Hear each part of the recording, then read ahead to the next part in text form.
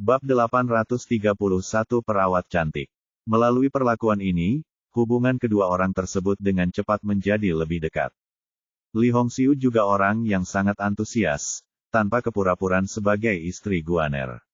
Setelah masuk ke dalam mobil, dia mulai mengobrol dengan Ye Bufan dengan sangat akrab. "Xiao Ye, kamu benar-benar luar biasa. Kamu memiliki keterampilan medis yang sangat baik di usia muda. Bahkan Raja Jarum yang terkenal di ibu kota kekaisaran bukanlah tandinganmu. Dari siapa kamu mempelajari keterampilan ini?" Jenderal, menghadapi masalah ini, Ye Bufan hanya bisa mengeluarkan Master Imajiner. Sungguh luar biasa, sungguh luar biasa. Dengan orang-orang muda seperti Anda, ada harapan untuk pengobatan tradisional Tiongkok kami. Ketika membicarakan hal ini, Li Hongxiu juga menunjukkan masalah umum yang melekat pada wanita parubaya Tiongkok, yaitu mereka suka menjadi pencari jodoh. "Xiao Ye, berapa umurmu tahun ini?" 21 tahun. "Kalau begitu, apakah kamu punya pacar?" "Biar ku beritahu, ada seorang gadis di keluarga temanku yang sangat cantik, memiliki kepribadian yang baik, dan cantik, orang yang luar biasa. Dia belajar di Universitas Huaking. Akan lebih baik jika kalian berdua bersama di tahun terakhirmu." Menghadapi Li Hongxiu yang terus berbicara, Ye Bufan tersenyum pahit dan berkata, "Bibi Li, aku sudah punya pacar." "Oh, sayang sekali. Tapi berkencan di usiamu tidak terlalu stabil. Jika kamu putus suatu saat, kamu harus memberitahu bibimu dan aku akan membantumu memperkenalkannya." Ada garis hitam di kepala Ye Bufan. Kenapa Bibi Li ini sepertinya seorang mak comblang? Namun keinginan tersebut jelas tidak bisa terwujud di sini. Ia memiliki banyak pacar, sehingga tidak perlu dikenalkan oleh orang lain. "Terima kasih Bibi Li. Meskipun dalam hati saya berpikir demikian, saya masih memiliki kesopanan dasar di mulut saya." Li Hongxiu menambahkan, "Ngomong-ngomong, Xiao Ye, apakah tulang belakang leherku sudah sembuh total? Apakah aku memerlukan perawatan lanjutan di masa depan?"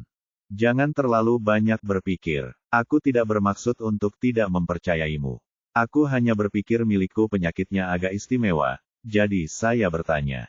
"Awalnya tidak perlu. Kalau Bibi khawatir, kamu bisa datang ke klinik saya besok dan saya akan memberikan diagnosis dan pengobatan lagi.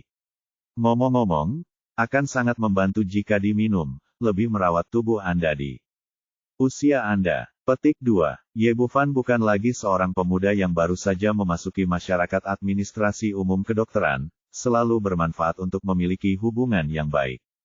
"Benarkah? Bagus sekali. Maaf, Xiao Ye." Li Hongxiu langsung sangat gembira saat mendengar bahwa hal itu dapat memperlambat penuaan dan membantunya mempercantik dirinya. Wajar jika wanita menyukai kecantikan. Mulai dari anak-anak berusia 3 tahun hingga wanita berusia 80 tahun tidak bisa menahan godaan kecantikan. "Ngomong-ngomong, Xiao Ye, klinik medismu tidak punya merek sekarang, jadi harus diberi nama. Kebetulan aku punya kenalan di ibu kota kekaisaran yang membuat plakat, jadi aku bisa memintanya membuatkannya untukmu secepatnya." Petik 2. Bagus sekali, terima kasih Li Bibi. Ye Bufan awalnya ingin menangani masalah ini sendiri setelah menyelesaikan prosedur perumahan, tetapi sekarang dengan bantuan Li Hongxiu, ini menghemat banyak masalah.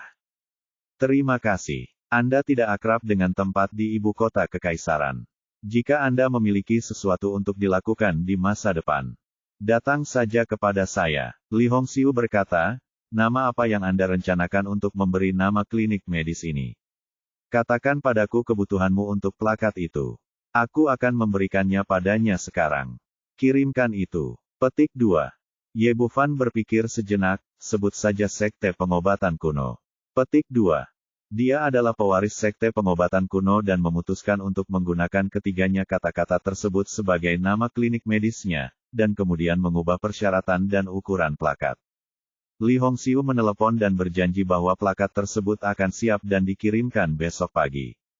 Saat mereka berbicara, kedua orang itu segera tiba di pusat manajemen perumahan kota kekaisaran. Baru ketika mereka tiba, Ye Bufan menyadari bahwa orang yang bertanggung jawab di sini ternyata adalah saudara kandung Li Hongxiu. Dengan hubungan ini dan fakta bahwa Wang Xuande telah menandatangani perjanjian transfer lengkap, efisiensi kerja kedua orang secara alami jauh lebih tinggi. Dengan bantuan Li Hongxiu, hanya butuh 1 sore untuk menyelesaikan semua perumahan dan prosedur bisnis untuk seluruh pusat medis, dan pusat kesehatan tersebut dapat dibuka secara resmi untuk bisnis besok pagi. Setelah menyelesaikan masalahnya, Ye Bufan makan malam dengan Li Hongxiu dan kemudian kembali ke rumah sakit. Meski kini menjadi miliknya, ia belum sempat masuk dan memeriksanya. Membuka pintu, pusat kesehatan ini memiliki 3 lantai. Lantai pertama adalah ruang perawatan, lantai 2 adalah apotek, dan lantai 3 adalah ruang VIP dan ruang tunggu Wang Xuande.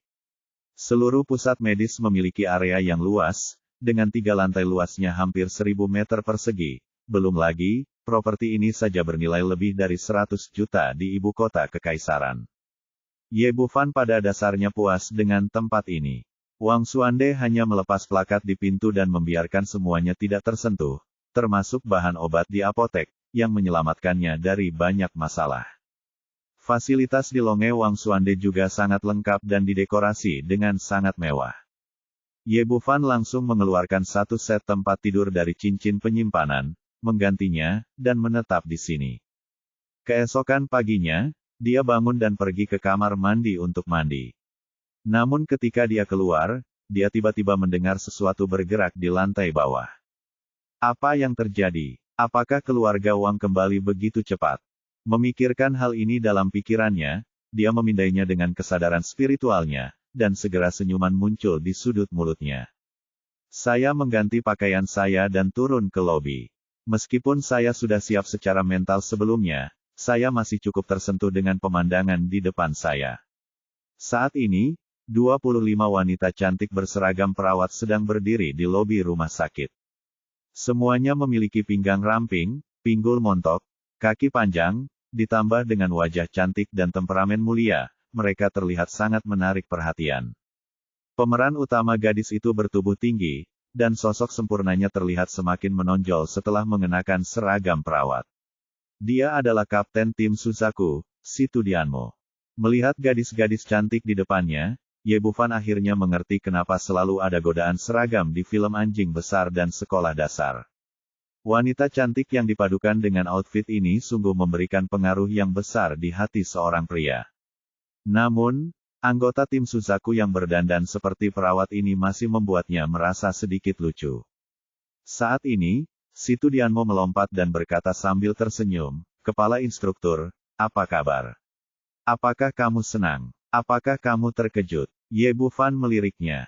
"Apakah ini idemu? Bagaimana? Apakah Anda puas, kepala instruktur?" "Puas untuk apa?" Ye Bufan memelototinya, "Jika senior Situ mengetahuinya, saya akan memindahkan semua anggota tim Suzaku ke sini untuk menjadi perawat, dan saya akan melakukannya untuk membongkar dokter saya." Situ Dianmo berkata sambil tersenyum, "Tidak apa-apa, kami libur selama 3 hari ini, dan semua orang tidak ada pekerjaan, jadi kami dengan suara bulat memutuskan untuk datang kepada Anda sebagai perawat." Tentu saja, Ye Bufan tahu bahwa orang-orang ini tidak ada hubungannya. Dia datang ke sini khusus untuk membantu saya, dan saya sangat tersentuh. "Bagaimana Anda tahu bahwa saya membuka klinik medis? Ini adalah ibu kota kekaisaran. Anda, tetua keempat, membuat keributan besar dan memenangkan klinik medis dalam satu kesempatan. Bagaimana mungkin kami di Paviliun Xuanyuan tidak mengetahuinya?" Ini. Ye Bufan berkata tentang ini. Itu tidak mengejutkan sama sekali. Dia melihat gadis-gadis yang hadir dan berkata, "Tapi, ini adalah klinik pengobatan Tiongkok, dan kamu telah membuat seragam perawat pengobatan barat."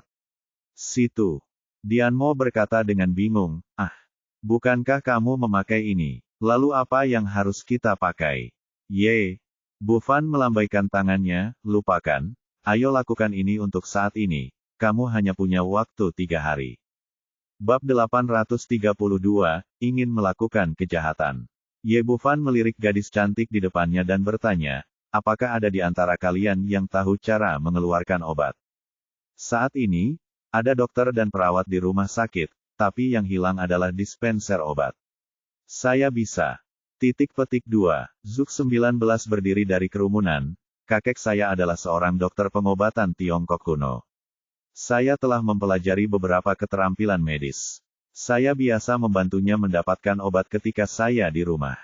Tunggu sebentar. Anda bertanggung jawab membantu mendapatkan obat untuk pasien. Saat semua orang berbicara, Li Hongxiu membantu mengantarkan plakat khusus.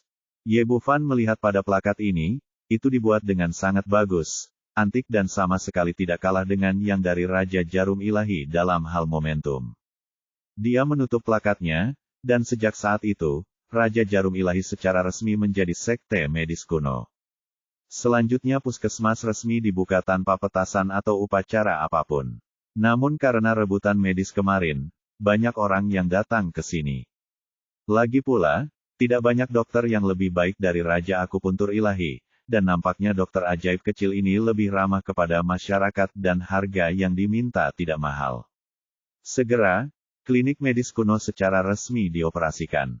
Ye Bufan bertanggung jawab untuk mendiagnosis pasien, sementara yang lain bertanggung jawab untuk menjaga ketertiban, membersihkan, mengumpulkan obat-obatan, dan mengumpulkan pembayaran.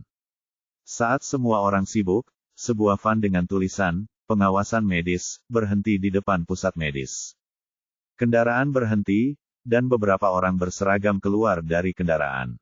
Tulisan, pengawasan medis, tertulis di tag bahu di lengan mereka. Pemimpin dari orang-orang ini adalah seorang pria parubaya kurus yang mengenakan seragam biru. Dia memiliki ekspresi angkuh di wajahnya. Dia tampak seperti seorang pejabat. Memasuki rumah sakit, dia berteriak dengan keras, "Siapa orang yang bertanggung jawab di sini?" Ye Bufan meletakkan pena tempat dia menulis resep, menatapnya dan berkata, "Saya, apa yang bisa saya lakukan?" Ternyata orang-orang ini pasti kemari bukan untuk menemui dokter, mereka pasti mencari masalah. Tanpa diduga, efisiensi keluarga Wang cukup tinggi. Mereka baru saja pindah dari sini kemarin, dan seseorang datang ke rumah hari ini. Namun semua prosedur di sini sangat lengkap, selama pihak lain tidak sengaja mencari masalah, tidak akan ada masalah. Pemeriksaan rutin. Pria parubaya itu berkata, lakukan semua prosedur yang relevan di klinik medis Anda. Saya ingin melihat apakah Anda memiliki kualifikasi yang sesuai dan apakah Anda melakukan praktik kedokteran secara ilegal. Tidak apa-apa, tapi pertama-tama tolong beritahu saya dari departemen mana Anda berasal, dan tolong tunjukkan ide Anda. Dalam 2 jam setelah pembukaan, seseorang datang untuk memeriksa. Bahkan orang bodoh pun tidak akan percaya jika tidak ada orang di belakangnya. Seorang pria kecil melompat ke sampingnya dan berteriak dengan arogan, "Anda tidak peduli di departemen mana kita berada, selama kita bekerja sama dalam inspeksi." Situ Dianmo juga melihat bahwa orang-orang ini ada di sini untuk merepotkan kepala instruktur AS seorang anggota Paviliun Suanyuan, cucu dari pedang suci Situ Cangkong, dia akan menaruh perhatian pada orang-orang ini. Apakah kamu punya aturan? Kamu harus memeriksa dan menunjukkan ide kamu terlebih dahulu. Jika kamu tidak memiliki ide, keluar dari sini. Pria kecil itu langsung berteriak, "Hei, perawat kecil berani bicara seperti itu padaku ini. Percaya atau tidak, aku akan menangkapmu. Bangun." Situ Dianmo tampak menghina, "Kalau begitu ambil satu dan lihat." Mendengar pertengkaran di sini, yang lain datang, semuanya dengan wajah marah. Kepala instruktur memberi perintah, orang-orang ini akan segera dihukum berat. Ye Bufan melambaikan tangannya dan menghentikan anak buahnya. Dia ingin membuka klinik medis sekarang, dan dia tidak ingin mendapat masalah dengan orang-orang ini kecuali dia harus melakukannya. Pria paruh baya di kepala berkata, "Tidakkah Anda melihat bahwa kami sedang menjalani pemeriksaan pakaian? Pakaian ini adalah tanda pengenal kami. Saya meminta Anda untuk bekerja sama dengan jujur, atau saya akan segera menutup klinik medis Anda." Kepalanya, "Pakaian bukanlah apa-apa. Anda dapat membeli satu set hanya dengan beberapa lusin yuan. Anda dapat memeriksanya jika Anda mau, tetapi Anda harus menunjukkan ide Anda karena sekarang ada terlalu banyak penipu dan mereka dapat melakukan apa saja." Situ Dianmo mengikuti dan berkata, "Apakah Anda mendengar itu? Jika Anda memiliki dokumen, periksalah. Jika Anda tidak memiliki dokumen, keluarlah." Petik 2. Wah, kamu kejam sekali. Pria. Parubaya yang bertanggung jawab memelototi mereka berdua dengan tajam, lalu membuang sertifikat. Ye Bufan mengambil sertifikat itu dan melihatnya. Sertifikat itu asli. Pria parubaya itu bernama Guan Ming, dan dia dari Biro Administrasi Medis Ibu Kota Kekaisaran. Setelah membacanya, dia mengembalikan sertifikat tersebut, lalu membuka laci dan mengambil alih semua prosedur yang dia selesaikan kemarin. Tidak menemukan masalah. Dia mengerutkan kening dan bertanya, apakah Anda seorang dokter pengobatan barat atau dokter pengobatan Tiongkok? Ye Bufan berkata, tentu saja saya adalah seorang praktisi pengobatan Tiongkok. Jika tidak, bagaimana saya bisa membuka klinik pengobatan Tiongkok? Pengobatan Tiongkok. Guan Ming mencibir, kamu memamerkan ekor rubahmu. Bagaimana kamu, pemuda sepertimu, bisa menjadi dokter pengobatan Tiongkok? Kamu jelas-jelas pembohong. Kembalilah bersama kami dan jelaskan semuanya dengan jelas. Setelah mengatakan itu, dia melambaikan tangannya kepada orang-orang di sekitarnya, bahwa dia pergi. Situ Dianmo tiba-tiba menjadi marah, apa yang kamu lakukan? Mengapa kamu menangkap orang? Petik 2. Guan Ming berkata, wah, hanya karena dia adalah dokter palsu. Petik 2. Kapan kita menjadi anak-anak berusia 3 tahun? Bagaimana seseorang yang begitu muda bisa menjadi praktisi pengobatan Tiongkok? Saya khawatir dia bahkan belum menyelesaikan masa magangnya. Apalagi yang bisa dia lakukan jika dia bukan pembohong? Pantas saja ada yang melaporkan kepada kami bahwa ada orang di sini yang melakukan praktik kedokteran secara ilegal. Ada pula yang melakukannya secara diam-diam. Anda berani membuka klinik kesehatan untuk menipu. Setelah dia mengatakan ini, pasien yang menunggu di dekatnya meledak. Petik 2. Itu tidak masuk akal. Keterampilan medis Dr. Ye sangat bagus. Bagaimana dia bisa menjadi pembohong? Benar, keterampilan medis dokter ajaib kecil itu tidak ada bandingannya di dunia. Penyakitku adalah dia menyembuhkannya. Kalian di sini untuk menimbulkan masalah, kan? Dia pasti mengambil keuntungan dari keluarga Wang, jadi dia datang untuk mempersulit dokter ajaib kecil itu. Ada banyak orang yang hadir. Mereka semua menyaksikan apa yang terjadi kemarin, dan mudah untuk menebak tujuan orang-orang ini.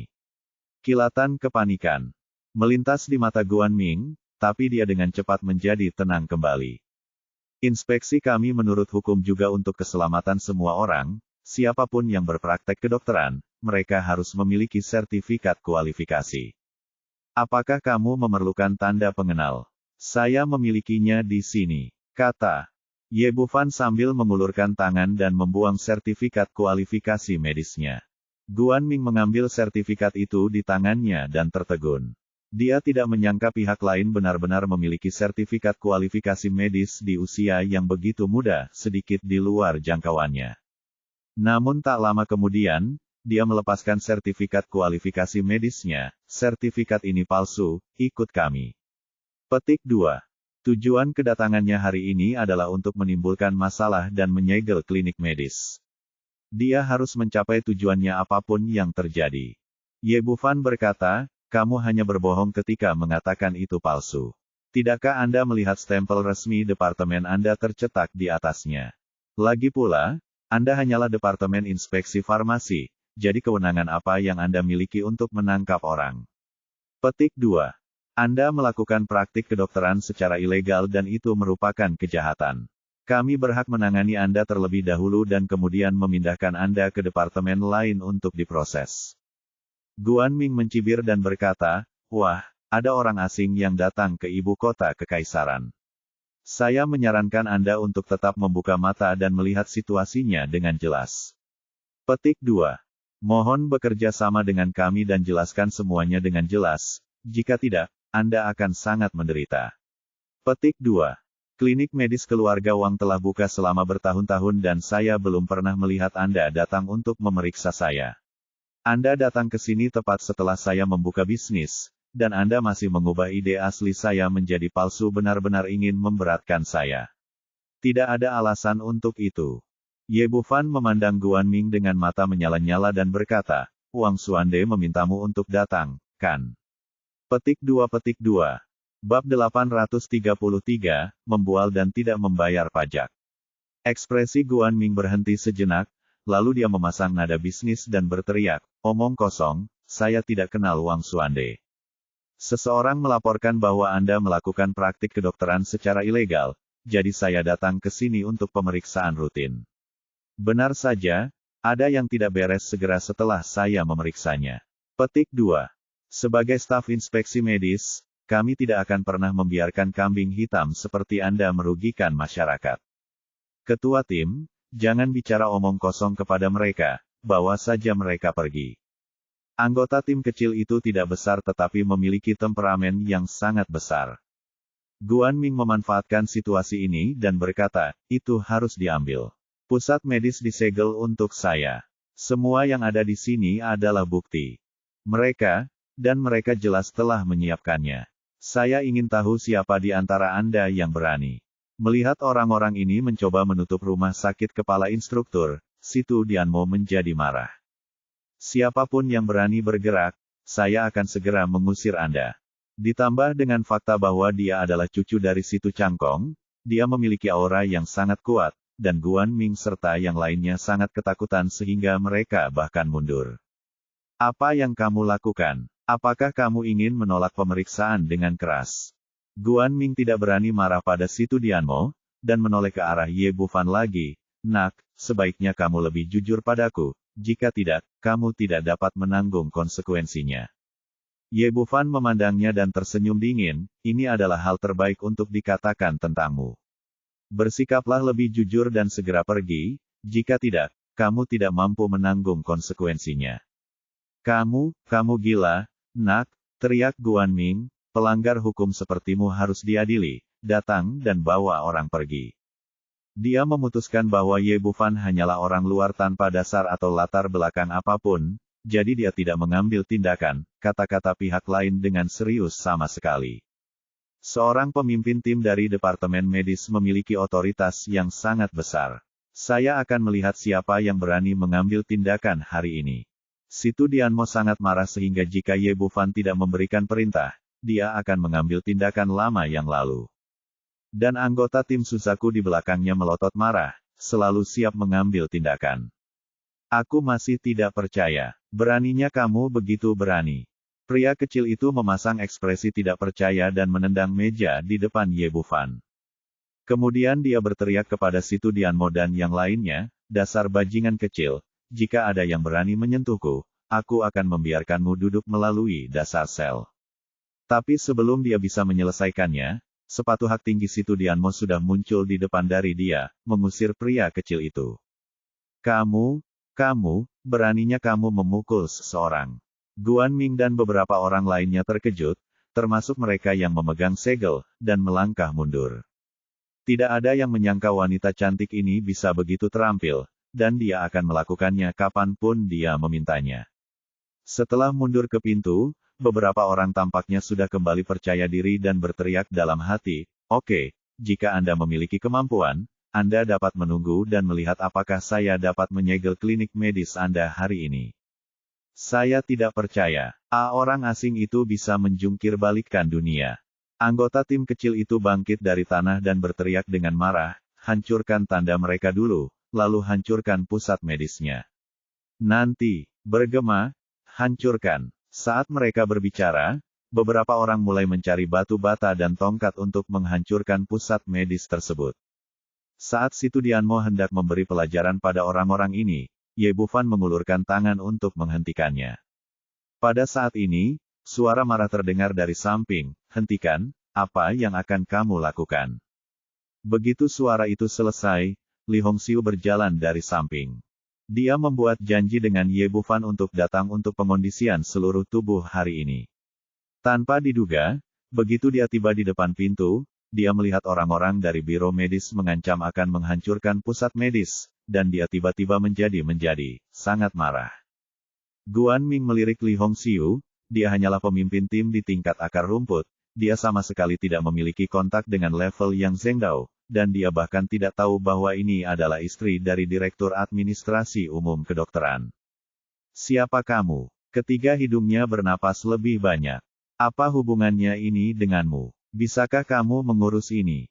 Bagaimana kamu bisa bicara?" Li Hongxiu bahkan lebih marah dan menjadi pucat. Aku bisa mengatakan apapun yang aku mau, apakah kamu peduli? Cepat pergi sejauh yang kamu mau, kamu tidak bisa mengendalikan semuanya di sini. Saat ini, Ye Bufan datang, Bibi Li, apakah kamu di sini? Li Hongxiu menunjukkan supervisor itu bertanya dengan marah, Xiao Ye, apa yang terjadi?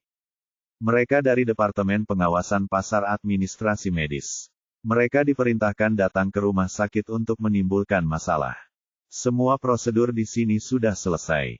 Anda membantuku melakukannya, tetapi mereka mengatakan prosedurnya tidak lengkap dan mengambil sertifikat kualifikasi medisku.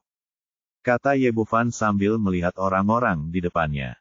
Anda hanyalah seorang penipu yang melakukan praktik pengobatan ilegal. Sekarang Anda punya alasan tambahan untuk memukuli pengawas negara. Izinkan saya memberitahu Anda, mulai hari ini Anda tidak akan bisa nongkrong di ibu kota kekaisaran. Anda telah menyinggung pengawas pasar kami dan kamu masih ingin praktek kedokteran di sini. Guan Ming berkata sambil menatap Li Hongxiu lagi, ternyata kamu satu kelompok. Jika kamu membuat masalah di sini lagi, aku akan membawamu pergi bersama. Benar-benar berani. Petik 2. Li Hongxiu sangat marah hingga paru-parunya akan meledak setelah mendengar apa yang dikatakan Ye Bufan. Dia segera mengeluarkan ponselnya dan bersiap menelepon Direktur Departemen Medis Kekaisaran Zheng Yongjun. Guan Ming berkata dengan nada meremehkan, siapa yang ingin kamu takuti? Anda tahu Direktur Zheng kami, tetapi kalian mungkin belum pernah melihat seperti apa rupa Direktur Zheng. Anggota tim kecil itu kemudian mencibir, jika saya ingin membual sedikit lebih keras dan langsung memanggil direktur yang dari administrasi umum kedokteran. Itu akan terlihat sangat megah, dan menyombongkan diri tidak akan dikenakan pajak. Petik 2. Ye Bufan memandang orang-orang di depannya dengan mata penuh perhatian. Jika para idiot ini tahu bahwa mereka sedang menghadapi istri yang Zheng Dao, apakah mereka akan buang air kecil dan menenggelamkan diri? Saat ini, nomor telepon Li Hongxiu telah dihubungi. Begitu panggilan tersambung, dia berteriak ke sisi lain, Xiao Zheng, bagaimana Anda mengatur bawahan Anda? Sedang duduk di kantornya bekerja. Tak disangka, tiba-tiba saya mendapat telepon dari istri bos besar. Mendengar nada bicara Li Hongxiu yang tidak ramah, dia langsung terkejut. Mungkinkah salah satu bawahannya yang buta telah menyinggung Dewi Agung ini? Dia buru-buru berkata, kakak ipar, ada apa? Apakah ada kesalahpahaman? Li Hongxiu berkata dengan marah, orang-orang di Departemen Pengawasan Pasar Anda ini tidak punya hukum. Orang-orang membuka klinik pengobatan Tiongkok secara wajar dan legal, dan mereka datang ke sini dan menerima uang mereka. Apakah ini cara Anda mengajari bawahan Anda untuk melakukan sesuatu meskipun Anda harus mengeluarkan sertifikat dan menyegel klinik medis mereka? Pada saat ini, Guan Ming tidak hanya tidak tahu bahwa bencana akan datang, tetapi malah tertawa keras. Xiao Zheng, apakah kamu mendengar itu? Wanita ini sebenarnya memanggil direktur kami Xiao Zheng, dan nada suaranya sangat bagus. Artinya, orang seperti apa direktur Zheng itu? Dia bisa memanggil siapapun dengan santai, dia sedang menggertak di sana, tapi nyatanya tidak ada hubungannya sama sekali. Wanita ini benar-benar gila. Dia pikir kita takut. Beberapa orang terus menyindir dan berbicara dengan keras. Zheng Yongjun di sisi lain telepon terkejut. Mendengarnya dengan jelas, paru-parunya hampir meledak. Para idiot ini tidak ingin menimbulkan masalah di bumi, tetapi mereka bersikeras untuk menimbulkan masalah di surga. Dia buru-buru berkata, kakak ipar, jangan marah, biarkan bajingan itu yang mengangkat telepon. Bab 834, Pukul Pelat Besi. Li Hongxiu mengembalikan telepon dan menyerahkannya kepada Guan Ming dan yang lainnya. Direktur Anda meminta Anda untuk menjawab telepon. Apakah Anda bersemangat? Anda masih berpura-pura saat ini. Bagaimana Anda bisa tahu direktur kami? Dia mengerutkan bibirnya dengan ekspresi tidak percaya. Li Hongxiu mengulurkan tangan sedikit dan menekan tombol jawab. Di sisi lain telepon, Zheng Yongjun tiba-tiba meraung, brengsek, siapa yang bertanggung jawab atasmu? Datang dan jawab telepon secepatnya. Mendengar suara di telepon, Guan Ming tiba-tiba gemetar ketakutan, benar-benar sutradara yang berbicara. Dia mengulurkan tangannya dengan gemetar dan mengambil telepon. Dia melihat nomor di sana dan menyadari bahwa dia sangat akrab dengan rangkaian nomor ini. Zeng, Zeng, Direktur. Pada saat ini, hatinya telah benar-benar tenggelam ke dasar, dan tangan serta kakinya terasa dingin untuk sesaat mengenali bos mereka. Siapa kamu? Sebutkan namamu. Zeng Yongjun meraung marah. Orang buta ini tidak ingin menyinggung siapapun, tetapi dia menyinggung istri bos besar itu. Saya adalah Guan Ming, Direktur. Apa instruksi Anda? Melihat penampilan Guan Ming, orang-orang kecil di sebelahnya juga menebak apa yang sedang terjadi sangat ketakutan sehingga mereka terdiam. Dia tidak lagi memiliki kesombongan seperti sebelumnya, dan dia bahkan tidak berani kentut. Saya tidak peduli apa yang Anda lakukan, dan jangan menjelaskannya kepada saya. Singkatnya, Anda harus memuaskan orang di depan Anda. Jika tidak, saya akan mati dengan menyedihkan, dan saya tidak akan memudahkan Anda sebelum saya mati. Telepon masih menggunakan speakerphone. Ya, semua orang yang hadir dapat mendengar raungan Zeng Yongjun dengan jelas. Setelah mendengar kata-katanya, Guan Ming dan yang lainnya membeku, dan warna wajah mereka pucat. Mereka semua menyadari bahwa mereka telah menyinggung seseorang yang tidak mampu mereka sakiti hari ini. Wanita di depannya memang luar biasa, jika tidak, bos besar yang selalu tenang tidak akan begitu marah. Setelah Zeng Yongjun selesai berbicara, dia langsung menutup telepon, dan nada sibuk terdengar dari telepon.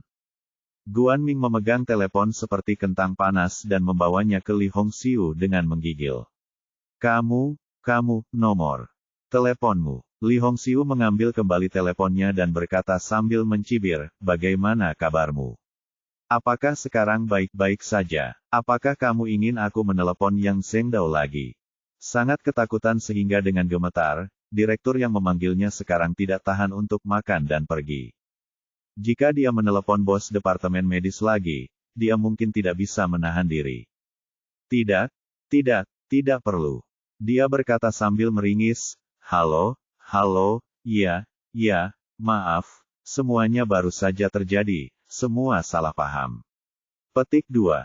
Apakah ini kesalahpahaman? Pusat medis saya menangani semua prosedurnya, tetapi Anda sebenarnya mengatakan bahwa prosedurnya tidak lengkap dan mencabut sertifikat kualifikasi medis Xiaoye. Apakah ini kesalahpahaman? Tanda tanya. Saya akan mengirimkan sertifikatnya kembali sekarang. Ming segera mengulurkan tangan dan mengeluarkan sertifikat kualifikasi medis dari sakunya, dan menyerahkannya kepada Ye Bufan dengan hormat.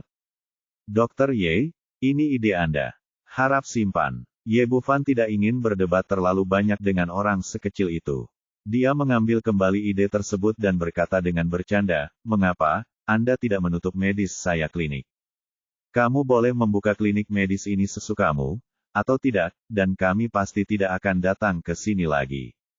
Saat ini, hatinya dipenuhi dengan penyesalan, dia tidak akan berani menimbulkan masalah.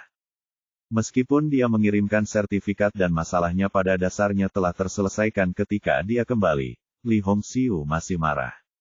Dia memelototi beberapa orang dan menegur, Anda adalah pengawas pasar dari administrasi medis, bukan hooligan atau bandit. Dia berani menghancurkan klinik medis orang lain di siang bolong. Apakah ada cara untuk melakukan ini? Lao yang kami telah berulang kali menekankan perlunya memberikan pelayanan yang baik dan mendukung pengembangan pengobatan tradisional Tiongkok. Apakah Anda semua menutup telinga? Beberapa orang yang hadir mengangguk patuh, namun ketika mereka mendengar kata, yang lama kita, hati mereka tiba-tiba berdebar kencang, dan rasanya seperti guntur yang meledak di benak mereka. Pantas saja Zeng Yongjun sedang marah besar tadi, ternyata dia adalah nyonya direktur yang, konyol sekali Anda baru saja menertawakan orang lain, tetapi sekarang Anda menyadari bahwa Andalah yang berani menertawakan istri bos. Bukankah ini meminta kematian? Aku benar-benar minta maaf, kami benar-benar salah. Aku tahu aku salah. Saya tidak akan berani mengganggu pusat kesehatan ini lagi. Apapun yang terjadi di sini, kami akan segera datang dan menyelesaikannya. Kami harus memberikan pelayanan yang baik dan memuaskan Anda dan direktur yang. Kaki beberapa orang gemetar saat berbicara, dan suara mereka bercampur air mata. Hari ini benar-benar membuat sarang lebah. Saya melihat beberapa orang Li Hongxiu merasa sedikit lebih bahagia sekarang. Apa gunanya memberitahuku saja, minta maaf pada Xiao Ye.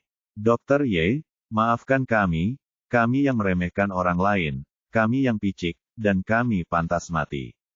Tuan punya banyak, mohon maafkan kami kali ini. Beberapa orang membungkuk kepala mereka saat berbicara, berharap mereka bisa menamparkan diri mereka sendiri beberapa kali.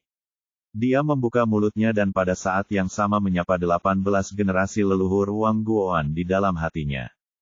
Mereka datang ke sini hari ini untuk menimbulkan masalah sepenuhnya pada Wang dorongan Guoan. Awalnya dia mengira Ye Bufan hanyalah seorang anak dari luar kota tanpa latar belakang, tapi dia tidak menyangka, latar belakangnya sebesar langit, dan pendukungnya adalah istri bos.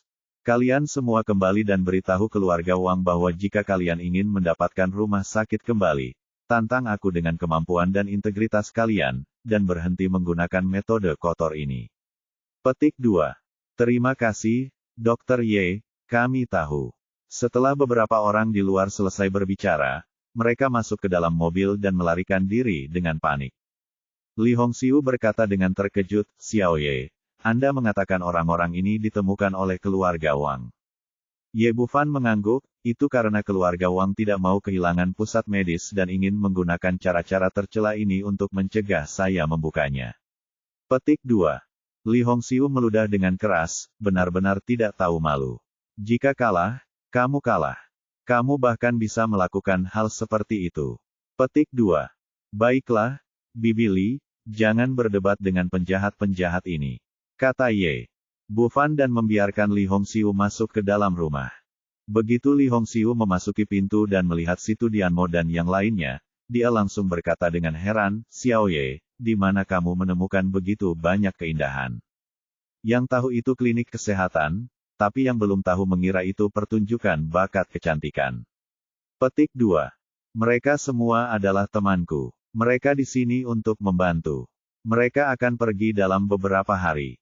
Li Hongxiu berkata, kamu mengenal begitu banyak gadis cantik, tidak heran kamu tidak membutuhkan aku untuk memperkenalkanmu kepada seorang pacar. Ye Bufan berkata, Bibi Li, izinkan saya melihat tubuhmu dulu. Setelah itu, dia memeriksa denyut nadi Li Hongxiu terlebih dahulu, lalu memintanya untuk berbaring di tempat tidur di sebelahnya, dan menggunakan akupuntur untuk memilah semua meridian di tubuhnya, membuka semua tempat yang tersumbat. Xiao Ye, keterampilan medismu sangat bagus, sungguh bagus. Sungguh menakjubkan. Ketika Anda melakukan ini, saya merasa seolah-olah ada batu yang dikeluarkan dari tubuh saya. Saya merasa 10 tahun lebih muda. Setelah diagnosis dan perawatan, Li Hongxiu sangat puas dengan keterampilan medis Ye Bufan. Bibi Li, ambil ini kembali dan gunakan, kata Ye Bufan, mengeluarkan 10 kotak lotion perawatan kulit yang tertutup keras dan menyerahkannya. Bab 835, jangan menyerang terlalu keras. Apakah ini lotion kecantikan emas? Mata Li Hongxiu tiba-tiba berbinar. Aku sudah lama mendengar kalau produk ini bagus untuk kulit, tapi sayang sudah terjual habis dan kamu tidak bisa membelinya sama sekali. Ye Bufan tersenyum dan berkata, Bibi Li, pakai saja kamu masih membutuhkannya, tanyakan saja padaku.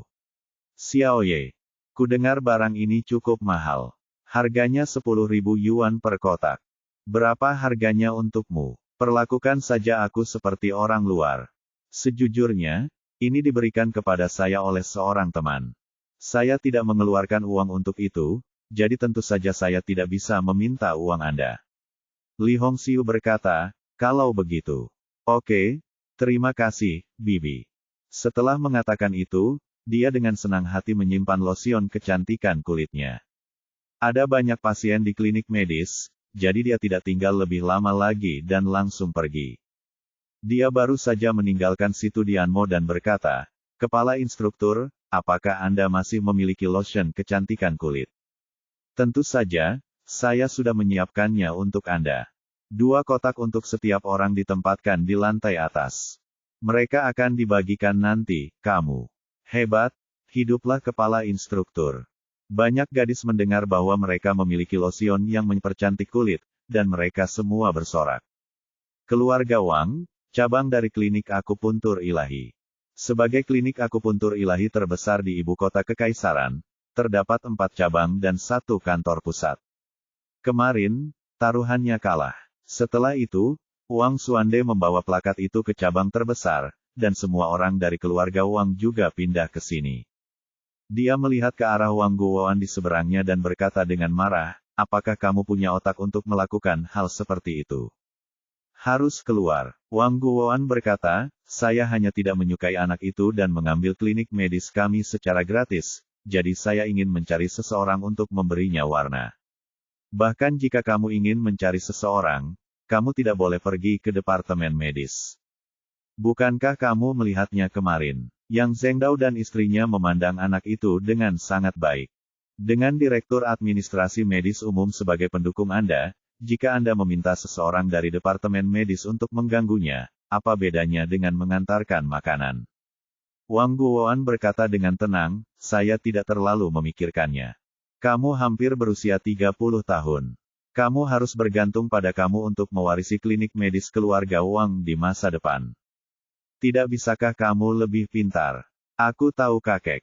Wang Guoan berkata, kakek, kita tidak bisa membiarkannya begitu saja dan melihat rumah sakit diberikan kepada orang lain dengan sia-sia. Saya tidak bisa menelan nafas ini. Tentu saja kita tidak bisa melupakannya. Klinik medis keluarga Wang kita bukanlah sesuatu yang bisa diambil oleh sembarang orang. Cahaya dingin melintas di mata Wang Xuande, tetapi Anda tidak perlu khawatir tentang masalah ini. Saya akan mencari seseorang untuk menanganinya sendiri. Dia tahu betul seperti apa karakter cucunya. Dia sama sekali kurang berprestasi dan gagal dalam banyak hal. Dia tidak bisa melakukan apapun dengan baik. Ye Bufan sibuk sepanjang pagi di klinik medis kuno. Setelah makan siang, lanjutnya untuk buka pada sore hari. Tidak lama setelah saya membuka pintu, tiba-tiba saya mendengar suara datang dari pintu. Apakah ada orang yang terengah-engah di dalam ruangan? Keluarlah dengan cepat. Semua orang mengikuti suara itu dan melihat seorang pria jangkung dan kuat berdiri di depan pintu. Dia memiliki potongan rambut pendek dan rantai emas besar. Dia mengenakan kemeja bermotif bunga dengan rok terbelah, seolah-olah dia takut orang akan melakukannya. Tidak bisa melihat tatonya, Situ Dianmo melangkah maju dan berkata, apa yang kamu lakukan? Di belakangnya ada 2 lusin pemuda dengan rambut berwarna-warni dan pipa baja di tangan mereka. Mereka tampak seperti bukan orang baik. Saat menemui dokter, pergi ke belakang dan mengantri. Setelah melihatnya, mata rantai emas besar itu tiba-tiba berbinar, gadis kecil, aku tidak menyangka kamu begitu cantik. Membosankan sekali menjadi perawat di sini. Ayo pergi dengan saudaraku dan bermain-main dengan godaan seragam. Petik 2. Ekspresi Situ Dianmo berubah dingin, cepat keluar dari sini, atau aku akan bersikap kasar. Oh, dia cukup seksi. Aku suka gadis seksi sepertimu. Setelah Dajin Lianzi selesai berbicara, dia tersenyum tak terkendali. Dia berdiri, dan para gangster di belakangnya juga tertawa. Ye Bufan meraih Situ Dianmo yang hendak melarikan diri, dan berkata kepada Dajin Lianzi, saya bos di sini, apa yang Anda inginkan? Sebenarnya, Anda bisa menebaknya tanpa bertanya keluarga Wang, karena sebelumnya tidak berwarna putih, akan segera diubah menjadi hitam. Tapi bagaimana dia bisa menaruh perhatian pada gangster kecil ini? Belum lagi mengambil tindakan sendiri, bahkan anggota tim Suzaku secara acak pun bisa menghajar orang-orang ini hingga berkeping-keping. Rantai emas besar itu benar-benar tidak mengetahui hal ini. Dia mengulurkan tangan dan menyentuh kepala serigala di dadanya dan berkata dengan arogan, nak, apakah aksennya terdengar seperti dia dari luar kota? Sekarang dia berada di ibu kota kekaisaran, dia harus melakukannya, mematuhi aturan ibu kota kekaisaran. Pembukaan sedemikian besar, sudahkah Anda mengunjungi Santou? Apakah Anda membayar biaya perlindungan? Ye Bufan meliriknya dan berkata, saya membuka klinik medis berdasarkan kemampuan saya. Apa artinya itu ada hubungannya denganmu? Petik 2. Seorang gangster berambut kuning di belakangnya berteriak, wah, kamu masih belum tahu siapa ini, kan? Ini saudara Hao kita. Kita tidak bisa membuka toko di sini tanpa anggukan saudara Hao. Ye. Bu Fan menggelengkan kepalanya dan menerimanya. Biaya perlindungan sebenarnya dipungut dari saya. Apa perbedaan antara ini dan mencari kematian? Oke, cepat pergi. Kembalilah dan beritahu keluarga Wang bahwa jika kamu ingin bermain, bermainlah dengan cara yang lebih canggih. Percuma saja memiliki sampah sepertimu. Wah, menurutmu siapa itu sampah? Dajin Lian, ekspresinya berubah, melambaikan tangannya ke belakang. Saudara-saudara, beri anak ini kekuatan dan hancurkan rumah sakitnya. Para gangster setuju dan bergegas sambil melambaikan pipa baja pendek di tangan mereka. Kamu benar-benar tidak tahu bagaimana hidup atau mati. Ye Bufan berbalik dan berjalan ke pusat medis, dan berkata dengan lembut, beri mereka pelajaran, jangan memukul terlalu keras, patahkan saja satu kaki setiap orang. Petik 2.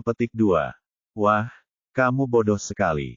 Kamu gila, kamu bahkan bilang kamu ingin aku punya kaki, aku akan menghancurkanmu sekarang. Petik 2. Rantai emas besar itu sama sekali tidak memperhatikan Ye Bufan yang lemah, dia mengambil tongkat baseball dan bergegas. Namun begitu dia mengangkat tongkatnya, dia merasakan tangannya terasa ringan, diikuti dengan bunyi klik, dan rasa sakit yang menyayat hati datang dari kaki kanannya. Situ Dianmo telah menahan amarahnya, namun kini setelah dia akhirnya mendapat perintah dari kepala instruktur, dia tidak bisa bersikap sopan sama sekali. Ia mematahkan kaki kanan Dajin Lianzi dengan tongkat lurus, dan akhirnya menendangnya keluar dengan tendangan terbang. Begitu pula dengan anggota tim Suzaku lainnya. Jumlah gangsternya tidak terlalu banyak, hanya sekitar 20 orang. Mereka takut serangannya akan terlalu lambat dan kehilangan bagiannya. Mereka bergegas satu persatu dan menerkam orang-orang itu seperti serigala dan harimau. Para gangster benar-benar ketakutan. Mereka tidak menyangka wanita-wanita lembut ini akan bertindak begitu kejam. Apakah ini masih perawat? Dia lebih maskulin dibandingkan pria lainnya.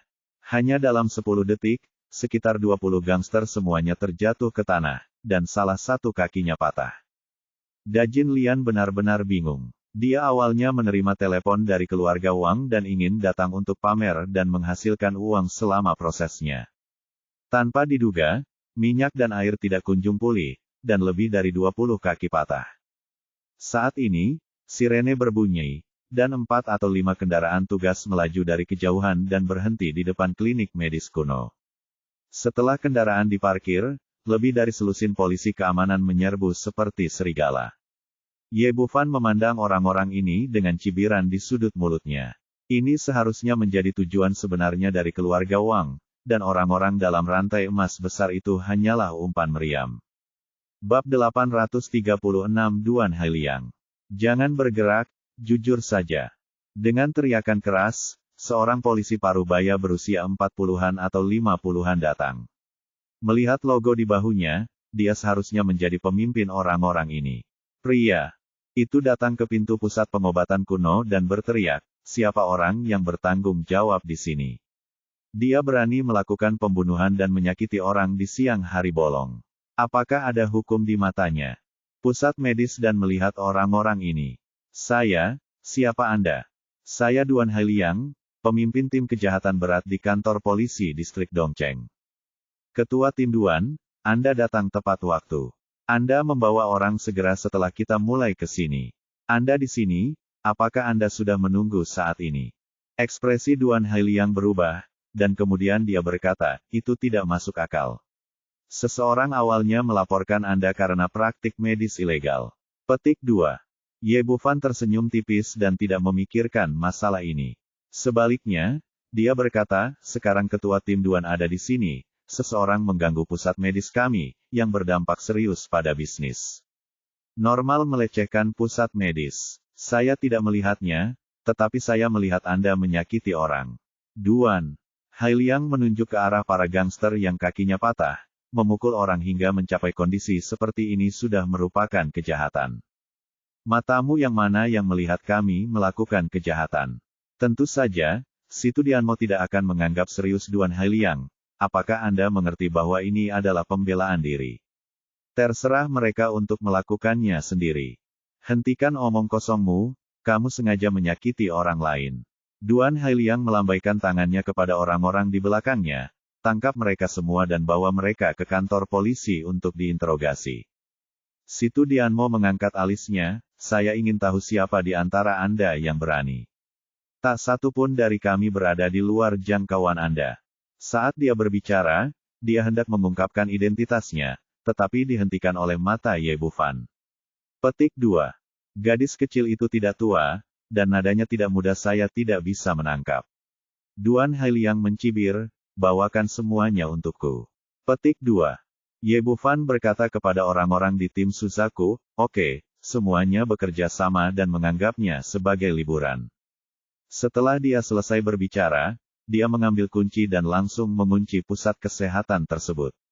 Meskipun dia tidak mengerti mengapa kepala instruktur begitu kooperatif.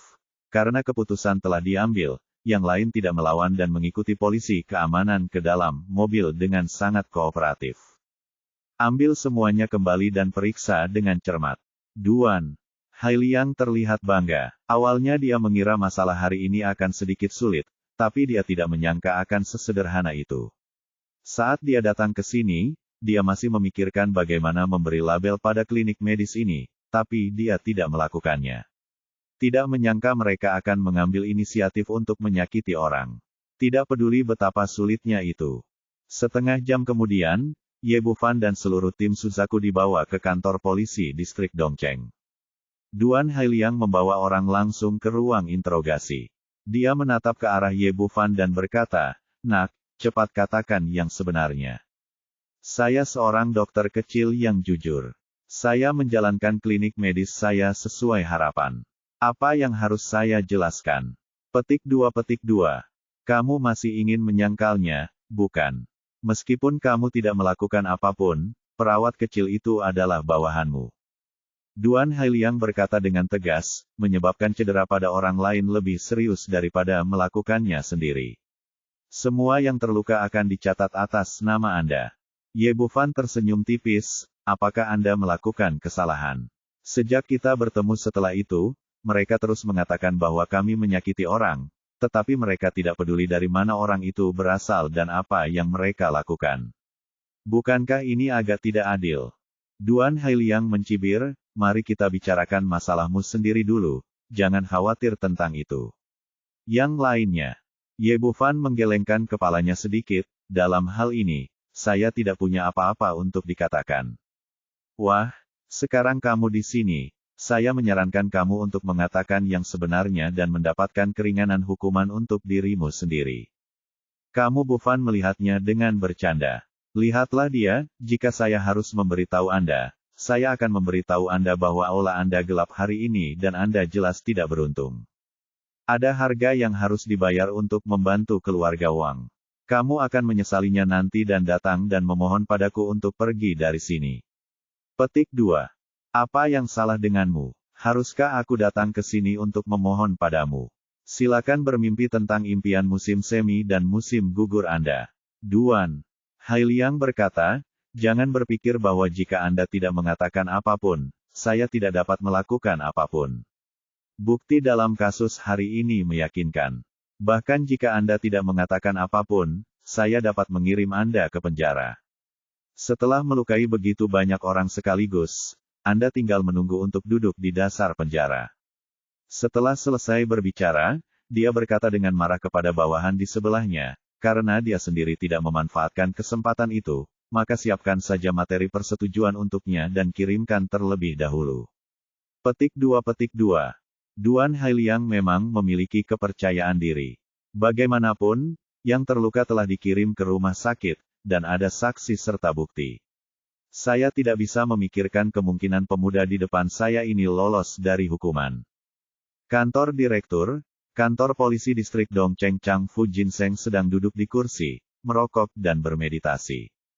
Ada foto di depannya. Itu adalah Ye Bufan. Setengah jam yang lalu, seluruh Departemen Kepolisian Kota Kekaisaran mengadakan pertemuan. Darurat hanya satu topik yang menyampaikan apa yang terjadi pada Secret Service kemarin. Penangkapan seorang pemuda mengakibatkan kerugian besar.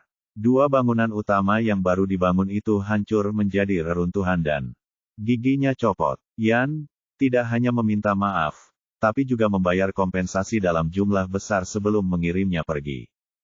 Pada akhirnya, ditegaskan secara khusus bahwa pemuda bernama Ye Bufan ini adalah anggota khusus Paviliun Suanyuan. Titik. Jika ada yang melanggar aturan, dia akan bertanggung jawab atas konsekuensinya. Fu. Ginseng mengambil foto di atas meja dan melihatnya. Saya benar-benar tidak tahu bagaimana pemuda ini melakukannya. Ada begitu banyak energi. Saat ini, ada ketukan di pintu kantor, dan dia meletakkan foto itu, silakan masuk. Begitu pintu terbuka, Duan Hailiang masuk dari luar dengan senyuman di wajahnya. Direktur, insiden luka parah baru saja terjadi di wilayah hukum kami. Sebuah pusat medis sebenarnya melukai lebih dari 20 orang untuk mematahkan kaki. Faktanya sangat jelas. Saya sudah menyiapkan materi persetujuan untuk dikirimkan, dan saya meminta Anda untuk menandatanganinya. Fu Ginseng berkata, masih ada hal seperti itu, harus ditangani dengan serius. Ini bahannya, silakan tanda tangani. Duan Hailiang berkata dan menyerahkan setumpuk kertas di tangannya, tepat pada saat dia melihat foto di atas meja. Setelah memastikan bahwa orang di foto itu adalah Ye Bufan, dia tertegun sejenak, dan kemudian sebuah kejutan muncul hatinya. Mengapa ada foto anak itu di sini? Mungkinkah dia buronan penting?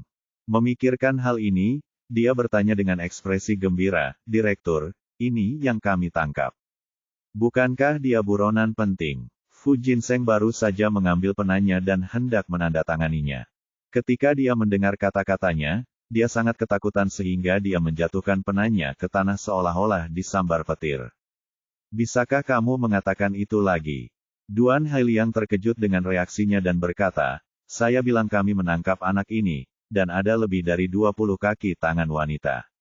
Aneh rasanya mengatakan bahwa mereka semua adalah gadis cantik, tapi masing-masing lebih kejam dari yang lain. Setelah mendengar kata-katanya, mata Fu Ginseng menjadi gelap dan dia hampir pingsan karena ketakutan. Bab 837 Kamu harus memohon padaku. Ketika dia sadar kembali, dia meraih kerah Duan Hailiang dan berkata, katakan lagi, siapa orang yang kamu tangkap? Siapa namanya? Duan Hailiang juga merasa ada yang tidak beres dan berkata dengan gugup, namanya adalah Ye Bufan. Direktur, jangan khawatir, anak ini hanya orang luar. Kau tahu apa-apaan ini? Fu Ginseng ingin mencekik bawahannya sampai mati. Dia baru saja terdaftar sebagai orang yang tidak boleh dikacaukan. Dia juga bilang kalau dia tidak punya latar belakang, tapi latar belakangnya sudah diketahui dunia ya. Otaknya berputar cepat, memikirkan bagaimana menghadapi situasi di depannya. Saat ini, telepon di atas meja berdering. Fu Ginseng awalnya terlalu kesal untuk menjawab telepon, tetapi setelah melihat ide penelepon, dia mengangkat teleponnya lagi. Peneleponnya adalah He Qingzi, rekan seperjuangan lamanya yang telah melalui hidup dan mati. Dia sekarang bertugas di Paviliun Suanyuan. Jadi dia ingin melihat apakah rekan lamanya bisa membantu menyelesaikan masalah ini. Begitu panggilan tersambung, He Qingzi berkata, Lao Fu, apakah orang-orangmu gila? Mereka berani menangkap kepala instruktur kami. Dan omong-omong, mereka juga menangkap seluruh tim Suzaku. Tidakkah kamu ingin kantor polisimu melakukan itu? Apakah kamu sudah selesai? Setelah mendengar berita itu, Fu Ginseng merasa sangat pusing hingga hampir jatuh ke tanah. Keluarga emosional Paviliun Suanyuan telah mengambil kendali, dan orang bodoh di bawah komandonya ini tidak hanya menangkap Ye Bufan, tetapi juga menangkap seluruh tim Suzaku. He Qingzi menambahkan, demi rekan-rekan lama saya mengingatkan Anda untuk menangani masalah ini dengan cepat, jika tidak, Anda tidak akan mampu menanggungnya jika kepala instruktur marah. Fu Ginseng menjilat bibirnya yang kering, Anda juga berada di Suanyuan Paviliun sekarang, mengapa Anda tidak berbicara dengan Tuan Ye dan menangani masalah ini dengan sederhana? Sebelum dia bisa menyelesaikannya, He Qingzi menyela dan berkata, Fu Tua, Anda belum menemukan jawabannya. Kepala instruktur, dia adalah atasan langsung saya, dan dia adalah tetua keempat dari Paviliun Suanyuan, nomor 2 setelah 3 makhluk teratas. Saya hanya peduli dengan rekan-rekan saya selama bertahun-tahun. Saya ingin mengingatkan Anda karena cinta, Anda bisa tangani sisanya sendiri. Setelah mengatakan itu, He Qingzi menutup telepon. Fu Jinseng tercengang. Dia memegang telepon di tangannya dan berdiri di sana dengan pandangan kosong, tidak tahu harus berbuat apa untuk beberapa saat.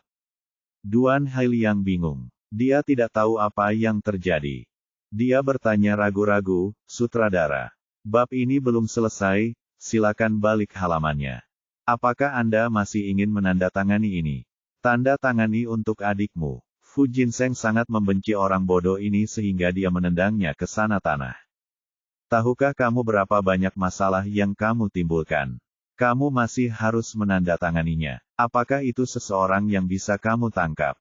Paru-parunya hampir meledak sekarang. Tidak baik menangkap siapapun selain menimbulkan masalah bagi Ye Bufan. Belum lagi, seluruh tim Suzaku telah ditangkap. Apakah ada orang yang lebih mampu menipu atasannya selain ini? Duan Hailiang bangkit dari tanah dan berkata dengan tatapan bingung, "Direktur, jangan khawatir, meskipun anak itu memiliki latar belakang tertentu, tidak masalah. Lagi pula, dia memukuli begitu banyak orang, dan buktinya sangat bagus, meyakinkan." Kamu tahu." Fu Jinseng mengendalikan keinginan untuk mencekik bawahan ini, dan berkata dengan kemarahan di dalam hatinya, "Pergilah cepat, apapun yang kamu lakukan, kamu harus melepaskan aku. Jika dia masih di kantor polisi kita dalam beberapa menit, keluar dari sini." Duan Hailiang belum pernah melihat bosnya marah selama bertahun-tahun. Meskipun dia penuh dengan pertanyaan, dia tidak berani mengeluarkan satu pun kentut dan berlari keluar dengan tergesa-gesa. Satu hal yang pasti, kali ini dia telah memprovokasi eksistensi yang tidak bisa terprovokasi dan menimbulkan masalah besar. Setelah dia keluar, dia memikirkannya. Segalanya berjalan lancar kali ini, tetapi dia tidak menyangka situasi ini tiba-tiba terjadi. Dia tidak berani melanggar perintah bos. Sepertinya dia tidak punya pilihan selain merasa kasihan pada saudara iparnya. Biarkan anak itu pergi dulu, lalu cari cara untuk mendapatkan kembali pusat kesehatan itu nanti. Memikirkan hal ini, dia kembali ke ruang interogasi, menyesuaikan ekspresinya di pintu, dan masuk dengan senyuman di wajahnya. "Tuan Ye, saya benar-benar minta maaf. Ternyata ini salah paham." Setelah berbicara, dia berteriak kepada bawahan di sebelahnya, "Mengapa Anda masih berdiri di sana? Cepat buka borgol Tuan Ye dan biarkan Tuan Ye pulanglah." Pemimpin timnya begitu galak sekarang, berteriak-teriak agar pihak lain dipenjara, jadi mengapa dia keluar sebentar dan kemudian kembali untuk melepaskannya? Duan Hailiang berteriak, "Mengapa kamu masih berdiri di sana? Segera buka borgol Tuan Ye." "Oh." Ye Bufan tersenyum dingin dan langsung menarik tangannya kembali. "Tidak semudah itu membuka borgolku. Kamu pikir aku ini siapa, sehingga aku bisa ditangkap dan dibebaskan sesukamu? Bab ini belum selesai, silahkan balik halamannya." Bawahan kembali tertegun. Apa yang terjadi hari ini? Mengapa yang terjadi justru sebaliknya? Dulu, ketika saya mendengar bahwa saya boleh pergi, tidak ada orang yang ditangkap yang merasa senang. Ini pertama kalinya saya menolak melepas borgol. Ekspresi Duan Hailiang membeku, lalu dia berkata dengan senyuman di wajahnya, "Tuan Ye, saya benar-benar minta maaf, mengapa saya tidak membukakannya sendiri untuk Anda?" Dan berjalan mendekat. Ye Bufan menatapnya, "Apakah kamu masih ingat apa yang aku katakan sebelumnya? Kalimat mana yang kamu ucapkan? Aku bilang kamu akan menyesal dan memintaku pergi." Ye Bufan berkata dengan bercanda, "Jadi, kamu harus memohon padaku sekarang." Setelah mendengar apa yang dia katakan, pria di sebelahnya benar-benar bingung. Dia bahkan diminta pergi setelah ditangkap. Apa yang terjadi? Kilatan kemarahan melintas di wajah Duan Hailiang, tapi memikirkan kata-kata Fu Jinseng sebelumnya, dia hanya bisa menahan amarahnya. Dilihat dari maksud bosnya, jika dia tidak melepaskan orang ini, dia mungkin akan dikuliti. Ye Bufan berkata, "Kenapa kamu tidak mau? Jika kamu tidak mau, lupakan saja. Bagaimanapun, aku akan tinggal di sini dan tidak melakukan apa-apa. Aku hanya menunggu kamu mengirimku ke penjara. Tapi kamu harus cepat, sudah hampir waktunya makan malam. Keluar dulu." Hailiang melambai kepada kedua orangnya untuk mundur keluar ruang interogasi lakukan dengan baik. Setelah kedua orang itu menutup pintu, dia menundukkan kepalanya dan berkata kepada Ye Bufan, Tuan Ye, maaf, saya salah tentang apa yang terjadi hari ini. Silakan segera pergi. Ye Bufan tersenyum dan mengangguk, ini itu benar, ini adalah sikap meminta bantuan. Duan Hai merasa lega dan segera mengambil kunci dan berkata, kalau begitu izinkan saya membuka borgolnya untuk Anda. Mengapa saya mengatakan bahwa saya ingin pergi? Ekspresinya berubah, bukankah kamu mengatakan bahwa kamu ingin aku memohon padamu? Ya, kamu harus memohon padaku, tapi aku tidak mengatakan aku akan setuju. Duan Hailiang langsung marah, apakah kamu bercanda? Kamu benar, aku hanya bercanda. Ye Bufan berkata dengan dingin, aku akan menangkapmu ketika aku mengatakannya, biarkan aku pergi ketika kamu mengatakannya, menurutmu aku ini siapa? Seperti kata pepatah, lagi dan lagi, bukan lagi dan lagi, ini seharusnya menjadi ketiga kalinya keluarga Wang menimbulkan masalah bagi saya mengira aku adalah bodhisattva tanah liat. Bab 838, sangat mudah untuk mengundang dewa tetapi sulit untuk mengusir mereka. Kamu, wajah Duan Hailiang menjadi pucat karena marah. Dia telah bekerja di unit kejahatan selama bertahun-tahun. Kapan dia pernah menelan amarahnya dan memohon pada seseorang, hanya untuk digoda lagi? Tapi tidak ada jalan lain. Dia hanya bisa mendengus dingin, berbalik dan meninggalkan ruang interogasi. Bagaimanapun, pihak lain tidak akan membiarkannya pergi sekarang, jadi tidak perlu mengirim orang untuk menonton. Begitu dia keluar, dia melihat Fu Jinseng menjaga pintu. Direktur, saya sudah memberitahu orang itu, tetapi dia tidak akan pergi meskipun dia tidak mengatakan apa-apa. Menurut Anda apa yang harus kita lakukan? Petik 2. Brengsek, tidak kompeten, dan tidak berguna, itu semua salahmu. Sampai mati, tapi segalanya masih harus diselesaikan. Sepertinya aku hanya bisa pergi sendiri. Dia berhenti di depan pintu ruang interogasi dan memikirkan kata-katanya. Lalu dia membuka pintu dan masuk dengan senyuman di wajahnya. Halo, Tuan Ye, izinkan saya memperkenalkan diri.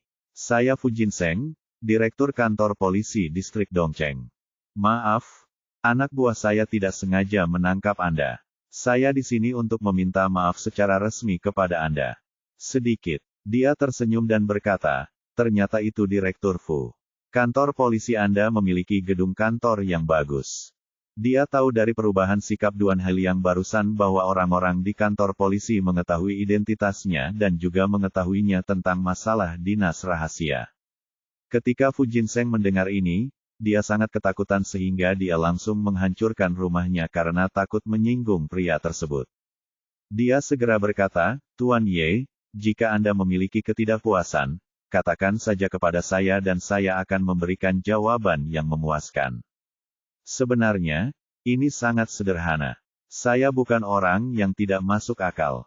Jika Anda ingin saya pergi, Anda bisa, tetapi masalahnya harus dijelaskan. Ye Bufan berkata, klinik saya beroperasi secara legal, tetapi hari ini diganggu oleh gangster. Tetapi orang-orang Anda pergi ke sana dan tidak menyentuh satupun gangster, tetapi mereka menangkap kami sebagai korban. Kemarilah. Apakah menurut Anda harus memberi saya penjelasan untuk situasi ini? Fu Jinseng menepuk dadanya dan berkata, Tuan Ye, jangan khawatir, saya akan mencari tahu siapa yang bertanggung jawab atas masalah ini nanti dan tidak akan pernah toleransi saja. Oke, kalau kita tahu, aku akan pergi kalau sudah punya penjelasan. Petik 2. Ye Bufan bukanlah pemuda yang baru memulai. Bagaimana dia bisa dibodohi oleh orang ini dan pergi dengan cek kosong? Dia tersenyum lagi, tetapi kesabaran saya terbatas. Jika berlangsung terlalu lama, saya yakin sesuatu yang tidak terduga akan terjadi pada Anda. Petik 2. Ini, Fu Jinseng melihat bahwa dia tidak bisa melupakannya, jadi dia bisa hanya berkata, Tuan Ye, semua ini disebabkan oleh bawahan saya. Saya akan memberikan hukuman kepada Duan Hailiang sekarang. Apakah menurut Anda ini baik-baik saja? Petik 2. Hukuman. Direktur Fu, hukuman Anda sangat berat. Dingin. Tersenyum dingin, kalau hari ini orang lain, Aku khawatir akibatnya masuk penjara. Apakah hukumannya cukup untuk akibat yang begitu serius? Kalau begitu tunggu sebentar, aku akan mencari tahu masalahnya sekarang. Anda harus puas. Fu Jinseng berkata tanpa daya, takut pihak lain tidak akan puas. Tuan Ye, bagaimana kalau saya membantu Anda membuka borgolnya terlebih dahulu dan kemudian membuatkan Anda secangkir teh? Bagaimana kalau kamu menunggu di sini? Petik 2. Ya, tapi cepatlah, kata Ye Bufan sambil mengulurkan tangannya dan meminta pihak lain untuk membuka borgolnya. Padahal, benda tersebut sama sekali tidak berguna baginya, hanya memiliki makna simbolis. Fu Jinseng menelepon orang lain dan memintanya untuk membuatkan Ye Bufan secangkir teh enak yang telah dia kumpulkan sebelum berbalik dan berjalan keluar. Setelah keluar, dia menelepon Duan Hailiang, katakan sejujurnya, apa yang terjadi hari ini? Duan Hailiang ragu-ragu dan berkata, saya menerima laporan panggilan hari ini, mengatakan bahwa mereka beroperasi secara ilegal di sana. Saya sedang berpraktik kedokteran, jadi saya pergi untuk melihatnya. Saya kebetulan melihat orang-orang dari klinik medis kuno melukai orang lain, jadi saya menangkap mereka. Kentut, apa menurutmu aku bodoh? Anda bukan satu-satunya yang pergi ke sana. Apakah Anda ingin saya menelepon orang lain dan bertanya? Fu Jinseng berkata dengan marah, biar ku beritahu, kami tidak boleh menyinggung perasaan pria bernama Ye itu. Jika kamu tidak mengatakan yang sebenarnya sekarang, tidak ada yang bisa menyelamatkanmu jika kamu mendapat masalah besar. Petik 2.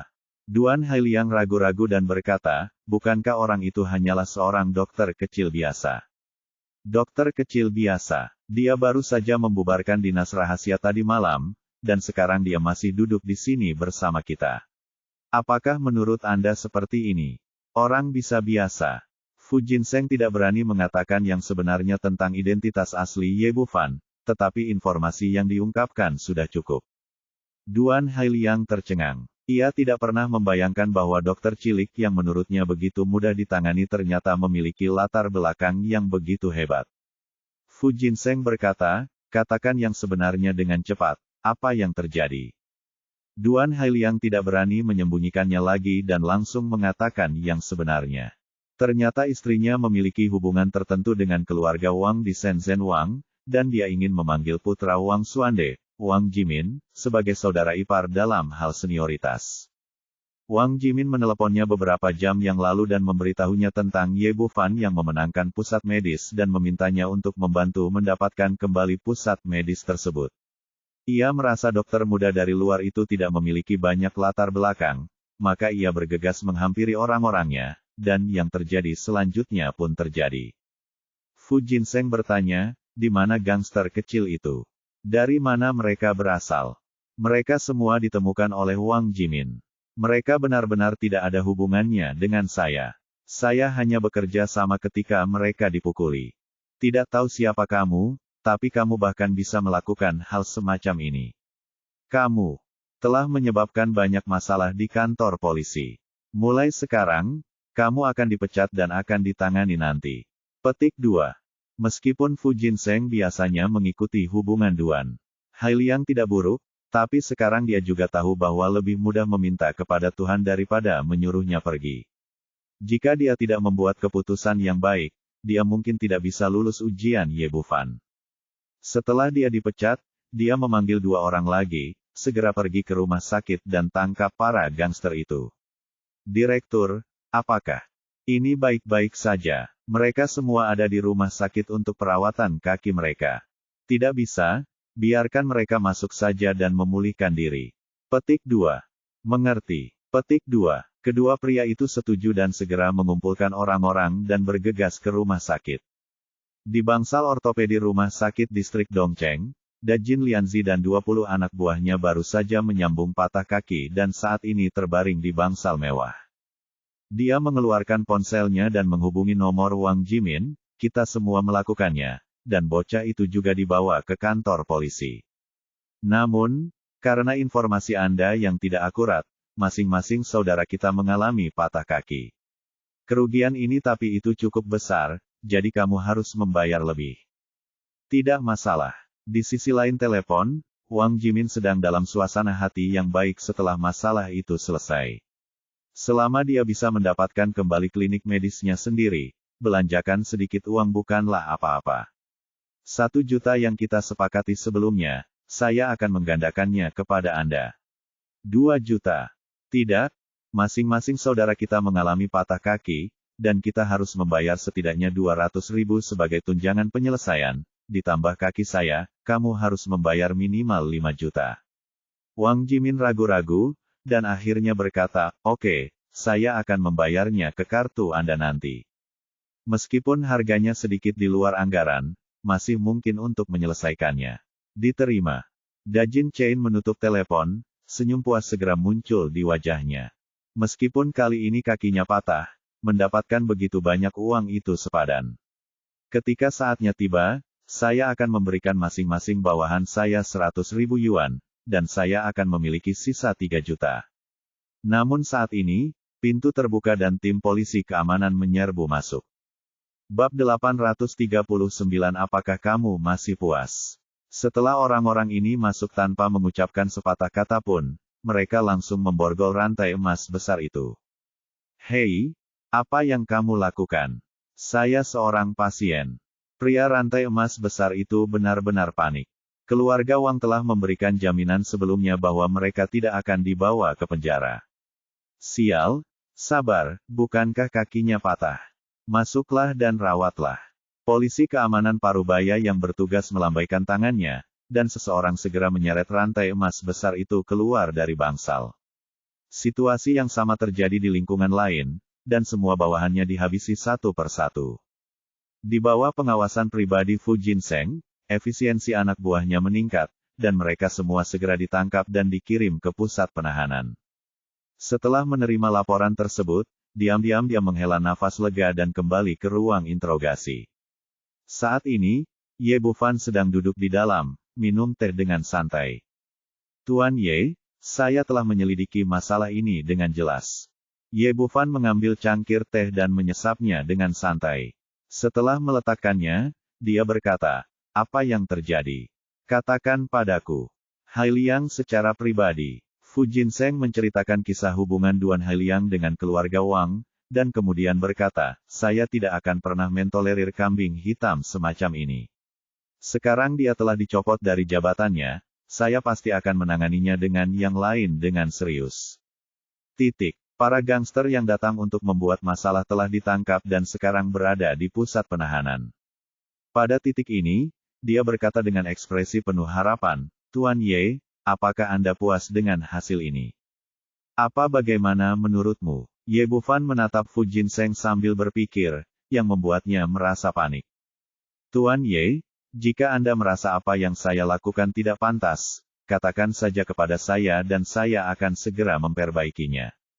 Ye Bufan berkata, pertama-tama, untuk orang seperti Duan Hailiang yang telah melakukan hal yang begitu serius, jika dia diberhentikan begitu saja dari jabatannya, bukankah itu terlalu ringan? Selain itu, saya tidak punya dendam dengan para gangster itu. Mengapa mereka ingin membuat masalah di klinik medis saya? Yah, Fu Jinseng tampak tidak wajar. Dia berkata, ini seharusnya ada hubungannya dengan keluarga Wang. Ye Bufan berkata, dalam hal ini, mengapa keluarga Wang tidak dimintai pertanggungjawaban? Bukankah menghasut para gangster ini ilegal? Melecehkan klinik medis saya? Ini, ya Pak, kami terlalu terburu-buru dan masalah ini belum diselidiki sepenuhnya. Jangan khawatir, saya akan meminta seseorang untuk segera menyelidikinya lagi. Petik 2. Sebagai direktur kantor polisi, Fu Jinseng tidak akan memikirkan hal ini. Tapi siapa keluarga Wang? Itu adalah keluarga pengobatan Tiongkok terbaik di ibu kota kekaisaran, dan mereka berteman dengan banyak orang berkuasa. Dia tidak ingin mendapat masalah kecuali itu benar-benar diperlukan. Awalnya, dia berpikir jika Ye Bufan tidak menggali lebih dalam, dia hanya akan bertahan dalam keadaan linglung. Tapi sekarang setelah orang-orang menunjukkannya, tidak ada cara lain selain menyelesaikan masalah ini. Ye Bufan berkata, Direktur Fu, kami telah berada di sini cukup lama. Saya harap Anda dapat bergegas. Kesabaran saya hampir habis. Petik 2. Saya tahu, Saya akan mengirim seseorang untuk menanganinya segera. Telah menahan amarahku, tapi aku tidak punya cara untuk melampiaskannya, jadi aku hanya bisa menyelesaikan masalah ini secepat mungkin. Kalau tidak, jika keadaan menjadi serius, dia mungkin tidak akan bisa tetap mengenakan topinya, apalagi Duan Hailiang. Setelah meninggalkan ruang interogasi, dia sekali lagi memanggil orang-orang terdekatnya dan menyuruh mereka pergi ke keluarga Wang untuk segera menangkap orang tersebut. Di ruang belajar keluarga Wang, Wang Xuande sedang duduk bersama Wang Jimin saat ini. Ayah, masalahnya sudah selesai. Anak laki-laki itu telah ditangkap oleh saudara iparnya, dan dia akan segera dikirim. Wang Xuande mengelus jenggotnya dan berkata dengan puas, bagus sekali. Tapi anak itu memang punya beberapa trik. Dia benar-benar mematahkan kaki semua gangster yang saya temukan. Kata Wang Jimin. Hal ini membuat keluarga Wang kami mengeluarkan lebih banyak uang dan menaikkan komisi menjadi 5 juta. Beberapa juta dolar bukanlah apa-apa. Wang Xuande tidak peduli. Dia memang memiliki kantong yang dalam, dan klinik akupuntur ilahi telah menghasilkan banyak uang selama bertahun-tahun. Kemudian dia berkata dengan wajah sinis, seorang anak laki-laki dari luar kota berani mengambil alih klinik medis kami sebagai miliknya. Ini benar-benar terlalu aneh. Wang Jimin melanjutkan, dia masih terlalu muda dan tidak tahu kedalamannya, apalagi kedalaman pengetahuannya. Kekuatan keluarga Wang kami di ibu kota kekaisaran. Bagus sekarang. Saya khawatir kami akan tinggal di sana selama 10 atau 8 tahun. Kami akan mengambil kembali pusat medis dalam beberapa hari. Kata Wang Xuande ekspresi bangga di wajahnya, pusat medis Raja Shenzhen hanya ada di sini. Itu milik keluarga Wang kami dan tidak ada yang bisa mengambilnya. Ketika ayah dan anak mengatakan ini, mereka tertawa bersama. Tetapi saat ini, pintu terbuka dan sekelompok polisi keamanan bergegas masuk dari luar. Pemimpin polisi keamanan Parubaya itu berteriak, siapa Wang Jimin? Petik 2. Saya, apa yang bisa saya lakukan? Sofa. Ketika dia bangun, dia mengira orang-orang ini ada di sini untuk menemui dokter atau ada urusan lain, tetapi tidak pernah mengira mereka ada di sini untuk menangkapnya. Polisi keamanan Parubaya itu melambaikan tangannya, itu dia, bawa dia pergi. Setelah memberi perintah, 2 polisi keamanan muda segera datang dan memasang borgol perak berkilau pada Wang Jimin. Hei, apa yang kamu lakukan? Apakah ada kesalahpahaman? Kakak iparku adalah rekan kerjamu. Polisi keamanan Parubaya itu berkata tanpa ampun, kamu dicurigai mempekerjakan orang-orang menganggur untuk mengganggu bisnis normal operasi, dan Anda sekarang ditahan. Omong kosong, Anda dapat menangkap anggota keluarga Wang kami hanya dengan bertanya. Direktur Jenderal Anda adalah pasien saya. Xuande menamparkan meja dengan penuh semangat. Dalam beberapa tahun terakhir, dengan mengandalkan keterampilan medisnya, dia memang berteman dengan banyak orang berkuasa di ibu kota kekaisaran, disitulah letak kepercayaannya. Maaf, saya hanya seorang bawahan, melaksanakan perintah dari atas. Polisi keamanan Parubaya itu sama sekali tidak mengkhianati wajah Wang Xuande. Dia langsung melambaikan tangannya dan berkata, bawa dia pergi. Setelah mengatakan itu, anak buahnya segera membawa keluar Wang Jimin. Ayah, tolong pikirkan cara untuk mengeluarkanku secepatnya. Aku tidak bisa masuk penjara.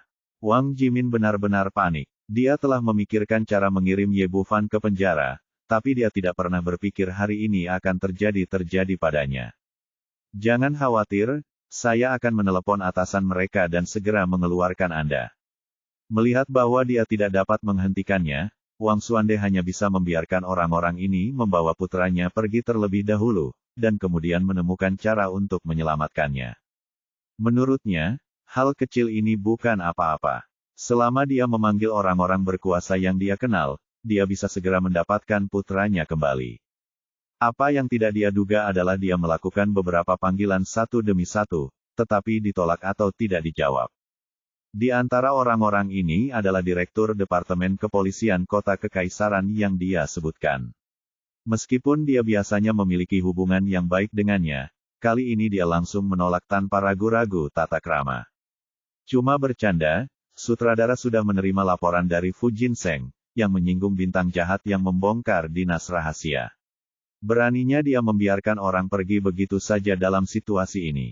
Jangan bilang orang lain itu hanya seorang dokter, kalaupun itu panggilan ayah kandungnya, percuma saja.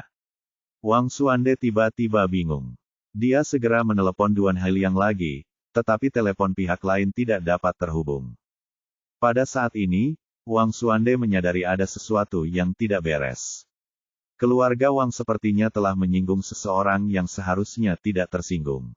Jika tidak, orang di atas tidak akan pernah bereaksi seperti ini, tetapi sampai sekarang, dia tidak memikirkan Ye Bufan.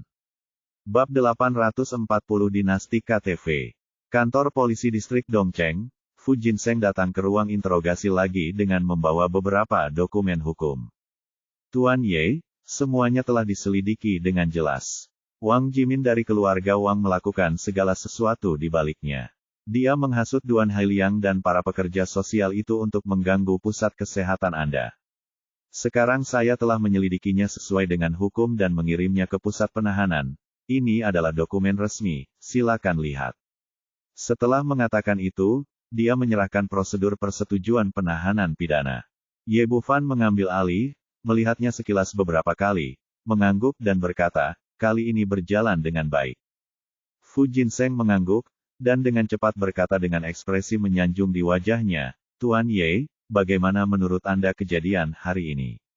Petik 2. Kali ini saja, aku akan segera kembali, tapi aku tidak ingin hal itu terjadi lagi. Mendengar bahwa Ye Bufan akhirnya bersedia pergi, Fu Jinchang menghela nafas lega dan berkata dengan cepat, jangan khawatir, hal seperti ini tidak akan pernah terjadi lagi di masa depan. Saat ini, dia sudah mengambil keputusan. Begitu Ye Bufan pergi, dia akan segera mengirimkan fotonya ke bawahannya. Di masa depan, bahkan jika dia menyinggung Raja Surga, dia tidak akan pernah menyinggung pria di depannya, tentang dia. Baiklah, sampai jumpa lagi, kata Ye Bufan, berbalik dan berjalan keluar pintu. Tuan Ye, ini kartu nama saya. Fu Jinseng menemaninya dengan senyum di wajahnya dan menyerahkan kartu nama berlapis emas. Dia juga siap. Di masa depan, jika ada bawahannya yang memprovokasi klinik pengobatan kuno tanpa membuka mata, dia akan menjadi baiklah saat itu. Selesaikan secepat mungkin. Ye Bufan secara alami tahu apa yang dia pikirkan, tapi dia tidak ingin membuang terlalu banyak energi untuk masalah sepele seperti itu, jadi dia menyimpan kartu nama itu. Ketika mereka berdua berjalan keluar pintu, Situ Dianmo dan 24 orang lainnya. Anggota tim Suzaku sudah menunggu di sana. Ketika dia melihat Ye Bufan keluar, dia segera mendatanginya. Kepala instruktur, lupakan saja ini. Petik 2. Mendengar ini, hati Fu Jinseng tiba-tiba tenggelam. Dia takut akan kecelakaan lagi dan berkata dengan cepat, Nona, ini semua salah paham. Saya sudah menjelaskannya dengan jelas kepada Tuan Ye. Petik 2. Ye Bufan memandangi gadis-gadis itu dan berkata, apakah kamu pernah menderita keluhan apapun? Semua orang menggelengkan kepala, kami baik-baik saja. Tidak apa-apa, ayo pergi. Petik 2. Setelah itu, dia memimpin semua orang keluar dari kantor polisi distrik Dongcheng. Begitu dia keluar, dia melihat Wang Xuande berdiri di depan pintu. Ye Bufan tersenyum tipis dan berkata dengan wajah bercanda, Tuan Wang, apakah kamu di sini? Apakah ini sebuah sambutan untukku? Tanda tanya, nama keluargaku Ye, aku di sini hanya untuk memberitahumu, jangan terlalu cepat berpuas diri, cepat atau lambat aku akan mendapatkannya kembali dari pusat medis Raja Akupuntur Ilahi. Petik 2. Saat ini, wajah Wang Xuande begitu muram hingga seolah-olah dia meneteskan air.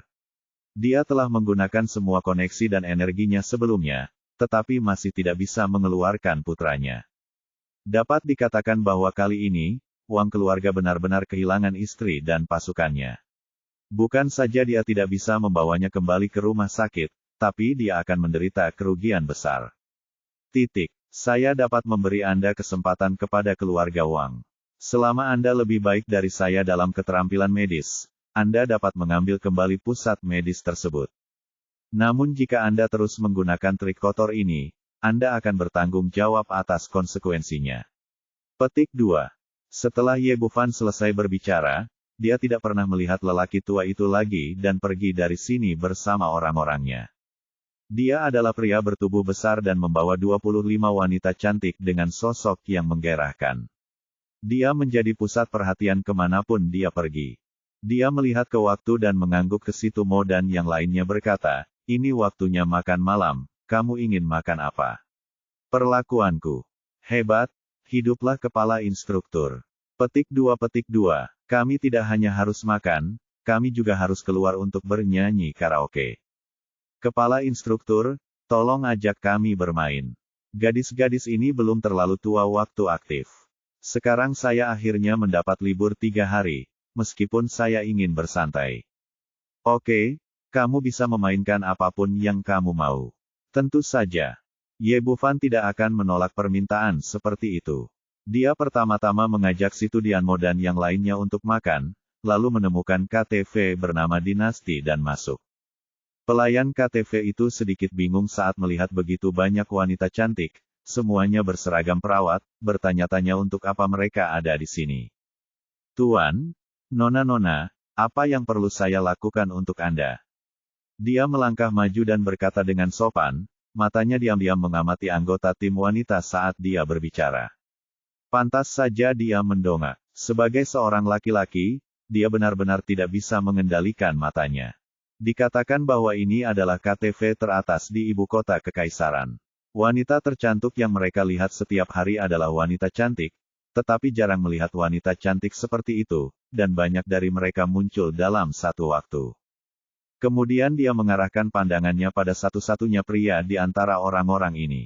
Karena Ye Bufan sebelumnya dibawa langsung dari pusat kesehatan, dia masih mengenakan jubah medis biasa. Saya belum punya waktu untuk mengganti pakaian setelah keluar, dan saya terlihat sedikit aneh di tempat seperti KTV. Ye Bufan berkata, apakah Anda memiliki kamar pribadi di sini? Perlu kamar yang lebih besar. Anda telah melihat begitu banyak dari kami. Tuan, saya hanya memiliki kamar pribadi VIP tingkat atas di sini.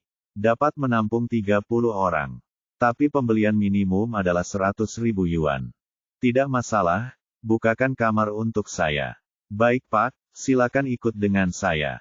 Setelah mengatakan itu, pelayan itu berbalik dan memimpin jalan, tetapi dia menjadi semakin penasaran dengan hal ini. Anak muda, siapa itu?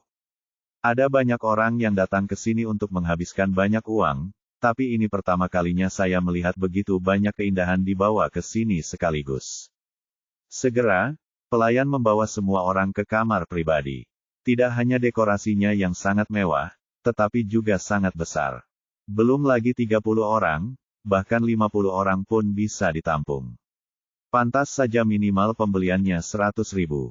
Tuan, apakah Anda memerlukan sesuatu? Bawakan kami sepiring buah terbaik, dan sebotol anggur merah terbaik untuk setiap orang. Petik 2. Mendengar kata-katanya, jantung pelayan itu berdebar tak terkendali. Tuan, anggur merah terbaik yang kami miliki di sini adalah Romane Conti yang diterbangkan langsung dari kilang anggur Prancis. Harga setiap botolnya 100.000 yuan. Apakah Anda yakin menginginkannya? Anggur enak di sini ada banyak, dan ada beberapa yang harganya lebih dari 100.000 yuan. Tetapi anggur tersebut tidak akan pernah bisa menghasilkan 26 botol. Satu-satunya anggur merah kelas atas dengan stok yang relatif besar adalah jenis ini. Ye Bufan mengangguk, itu dia. Baiklah Tuan, tunggu sebentar, saya akan segera menyiapkannya untuk Anda. Saat ini, pelayan ingin melompat dari tanah untuk melampiaskan kegembiraannya, memesan senilai 26 botol 10 anggur senilai 10.000 yuan, dan uang komisinya saja setara dengan gajinya selama setahun. Ye Bufan sama sekali tidak peduli dengan harga anggurnya, dia sangat tersentuh ketika gadis-gadis ini datang membantunya. Mereka bahkan pergi ke kantor polisi bersama-sama. Adalah hal yang benar untuk mentraktir semua orang dengan anggur yang enak. Segera pelayan membawakan minuman, piring buah, dan lainnya, lalu berbalik dan pergi. Usai menutup pintu, si Tudianmo berkata, Kepala instruktur, sebenarnya dengan status kita, sebenarnya tidak perlu bertatap muka dengan polisi keamanan hari ini, kenapa kita harus pergi bersama mereka? Benar, kami adalah anggota Paviliun Suanyuan dan sama sekali tidak berada dalam yurisdiksi mereka. Ye Bufan tersenyum tipis, meskipun kami adalah departemen khusus, kami tetap harus mematuhi beberapa aturan. Tidak perlu melangkah terlalu jauh. Dan ini ada seseorang di balik kejadian ini, dan itu harus ditemukan, dan tindakan kita sepertinya membutuhkan banyak usaha, jadi sebaiknya biarkan Departemen Kepolisian membantu kita.